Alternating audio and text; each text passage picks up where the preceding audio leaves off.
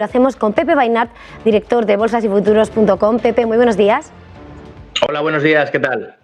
Arranca una semana, estamos viendo signo mixto en Asia, los futuros en Europa siguen apostando en medio de la situación, con esas dudas a la espera de la FED, de esas tensiones geopolíticas y el coronavirus, con ese movimiento de recortes en los futuros del DAX, y venimos también de ese pésimo comportamiento de los índices neoyorquinos. En este contexto, ¿cuál es el punto de arranque de esta semana? ¿Cómo ves a los índices, Pepe?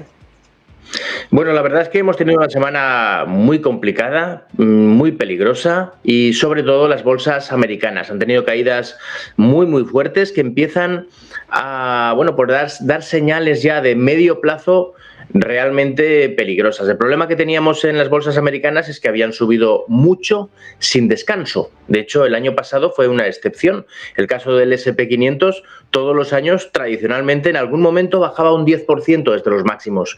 El año pasado no ocurrió, sino que siguió subiendo y subiendo todo el año, y llevaba ya desde marzo del año anterior, el 2020, después de la pandemia, subiendo. Es decir, que la subida del Nasdaq y del S&P han sido espectaculares, bueno, de todas las bolsas americanas en general, y ahora pues parece que quieren tener una corrección.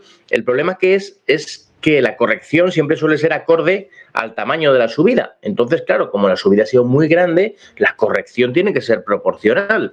El asunto está que nosotros estamos aguantando mucho mejor. Pues sí, claro. ¿Por qué? Pues porque no hemos tenido esas subidas tan fuertes. Lo que ocurre es que al final todo se contagia, y es muy probable que nosotros también nos contagiemos. Si vemos los gráficos, vemos que el IBEX más o menos está aguantando. De hecho, la zona de mínimos que marcó el viernes en 8.620 es una zona bastante importante. Técnicamente hemos recuperado la media de 200 días, que es importante después de las caídas que tuvimos en noviembre y en diciembre, que fueron peligrosas de verdad. Y ahora, bueno, pues estamos aguantando esta zona. Todo lo que sea mantener los 8.600 parece que de momento nos da una cierta estabilidad a nuestro IBEX. Lo que pasa es que no tenemos ninguna seguridad de aguantarlos, sobre todo si las bolsas americanas siguen cayendo. Si vemos el gráfico de las bolsas americanas, ahí es donde empiezan ya los problemas. En el caso del Nasdaq, bueno, pues vemos aquí unas caídas muy importantes, y está justo en una zona de soporte, que es, bueno, pues la zona de los mínimos anteriores. Todavía le queda un poquito, pero estamos ahí en la zona de 14.400, ¿no? Que es una zona clave. Cerramos en 14.430. Bueno, al final esto es un soporte justo por debajo de la media de 200, que es un poco la clave. Cuando un valor pierde un soporte por debajo de la media de 200 es cuando hay que pensar que algo importante puede estar cambiando, y está pasando pues tanto en el Nasdaq como el Dow Jones como el S&P 500. El S&P 500 ha perdido ya un soporte bastante clave en la zona de los 4.500, pero se ha apoyado justo en la media de 200. Bueno, la conclusión es que estamos en una situación bastante delicada, sobre todo en las bolsas americanas, que podría venir una corrección mayor y bastante fuerte. Suelen venir además correcciones violentas, y luego ya veremos, y eso pues seguramente arrastre al resto de las bolsas europeas, y en el caso de nuestro IBEX pues también. La clave en el IBEX lo tenemos claro: los 8.600 no deberíamos de perderlos. Con la mirada puesta en ese nivel sobre el IBEX 35, querría que hiciéramos de alguna manera un repaso sobre los valores que están aguantando mejor, aunque también están empezando a verse resentidos, como puede ser el sector turístico, como puede ser Telefónica. ¿Cuál es esa radiografía? ¿Cuáles son esos valores a destacar, Pepe?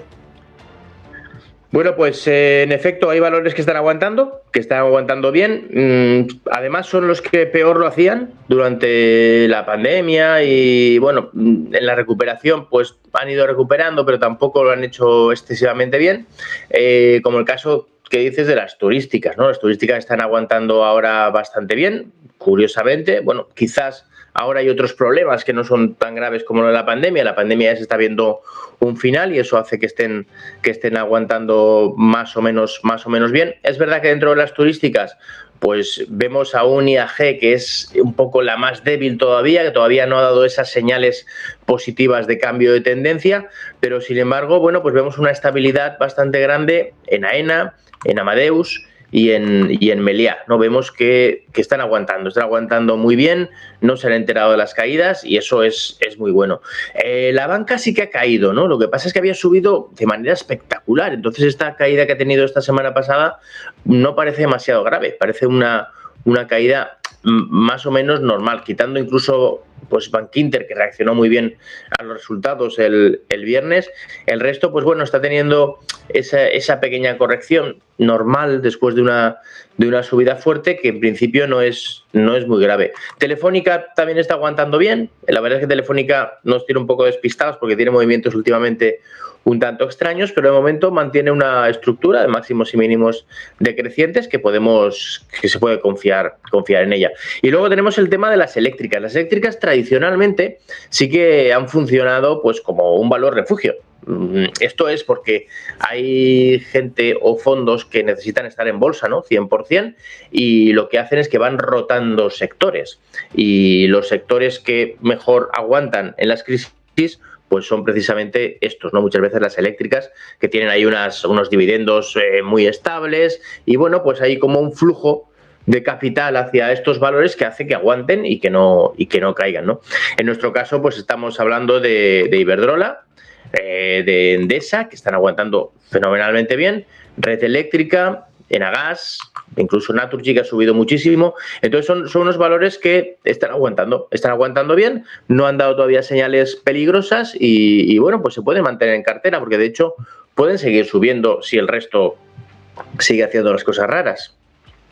Y en ese mismo contexto, mirando al resto, eso sí, pero a casos particulares, querría mirar que nos situásemos en lo que fue el desplome del viernes de Siemens Gamesa. Ya al inicio de la jornada, tras conocerse ese profit warning, esos indicadores de mercado de gráficos apuntaban una caída cercana al 17%, finalmente fue de algo más del 16%. ¿Cuál es el escenario, por tanto, que se abre delante de la eólica? Bueno, la verdad es que Gamesa es un valor muy débil, lleva ya mucho tiempo siendo bajista, con una sucesión de máximos y mínimos decrecientes. Si se mira el gráfico, pues se ve que cada vez hace pues 2 pasitos para atrás, 1 para adelante, 2 para atrás, 1 para adelante, y eso es pues una característica de la tendencia bajista. Lo que hay que hacer es no estar en valores en tendencia bajista, porque al final estas cosas es más probable que pasen en un valor que ya es bajista que en un valor alcista. Ojo, hay veces que pasa también en un valor alcista, ¿no? Pero lo más probable es que pase en un valor bajista, que además está por debajo de la media 200, que tiene pendiente negativa. Entonces, si vemos el gráfico, de momento, pues bueno, lo único que ocurre es que cuando tiene una caída así fuerte, pues tiende a rebotar. Entonces ahora, después de estos niveles, no sabemos si todavía bajará un poco más, pero al final pues vendrá un rebote. Al final lo único que se puede decir es que en los valores bajistas los rebotes son ocasiones para salirse, hasta que vuelva a ser alcista, hasta que llegue un momento en el que cambien los parámetros, que la sucesión de máximos y mínimos decrecientes pues se rompa y ya rompa un nivel de resistencia importante, y a partir de ahí seguramente cambiará. Sin duda está en un sector muy interesante, ¿no? El sector de las energías renovables tiene mucho futuro, eso es lo que todo el mundo escuchamos. Lo que pasa es que también hay que saber en qué momento estar y en qué momento no estar, porque bueno, de momento quien entró a principio del año 2021 está perdiendo más de un 50%, así que hay que saber dónde estar, pero sobre todo cuándo estar y cuándo no estar. Sobre cuándo estar y sobre dónde no estar, hoy le querría preguntar sobre el mercado de las criptodivisas. Hasta ahora no habíamos entrado en este análisis madrugador de los lunes con usted, Pepe, pero me gustaría que, mirando los gráficos, nos situase en este mercado de las criptomonedas que tal varapalo está sufriendo en las últimas jornadas, en las últimas horas. Ese precio del Bitcoin que sigue hundiéndose, querría que nos explicase un poco qué es lo que están apuntando los gráficos y hacia dónde apuntan. Bueno, yo tengo que decir que en esto de las criptomonedas siempre he sido bastante escéptico. Es decir, que para mí, yo no soy un experto ni en criptomonedas, sí soy un experto en análisis técnico y bueno, todos los valores que cotizan al final marcan un gráfico y los gráficos te van hablando del devenir de estos valores, ¿no? Entonces, el caso del Bitcoin funciona el análisis técnico muy bien. La verdad es que funciona muy bien y ahora mismo está dando señales realmente peligrosas. Al final, el problema que tiene el Bitcoin es que, bueno, pues para mí, a mi modo de ver, es una moneda virtual que su uso es porque la gente lo gasta para comprar y vender servicios. Entonces llegó a valer $1 y luego llegó a valer $69.000, ¿no? Entonces el problema está que no tiene una razón de ser por lo que tiene que valer ni $1 ni 69.000. O sea, de hecho, hace muchos años uno compró con 2 bitcoins o no sé cuántos bitcoins compra una pizza, y ahora es una locura, ¿no? Se compra con 0,000001. Entonces, bueno, es un mercado muy complicado, muy volátil, que, bueno, pero de momento era alcista, es decir, tenía una media de 200 que iba manteniendo, estaba por encima de la media, pero es que ahora lo que ha pasado es que ha perdido esa media de 200. Perder la zona de los 40.000 técnicamente es muy grave. Es una señal técnica muy peligrosa, y a menos que lo recupere muy pronto, que bueno, que no parece fácil porque está profundizando por debajo de ese nivel, el problema es que tiene muchas posibilidades de irse primero a los 30.000, que es un soporte también clave, que es donde vino la última caída del verano pasado, pero a partir de ahí, si perdiera los 30.000, es que el siguiente objetivo son 13.200, es que no hay nada en el gráfico.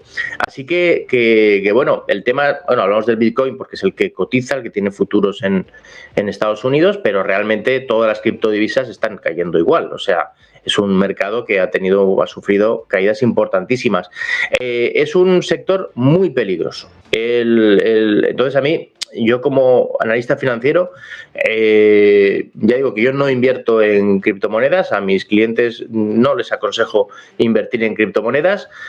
Sé que se puede ganar mucho dinero. De hecho, hay gente que ha ganado mucho dinero, pero el riesgo es tan grande que creo que no es adecuado. Y ahora, técnicamente, por debajo de esos $40.000, estamos en un momento muy, muy, muy peligroso. Y yo, si tuviera bitcoins, los vendería directamente y no los volvería a comprar a menos que superáramos esos 40.000 o incluso 42.000, 43.000.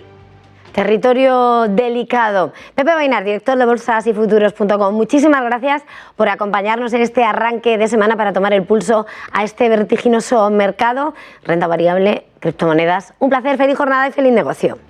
Muchas gracias a vosotros siempre.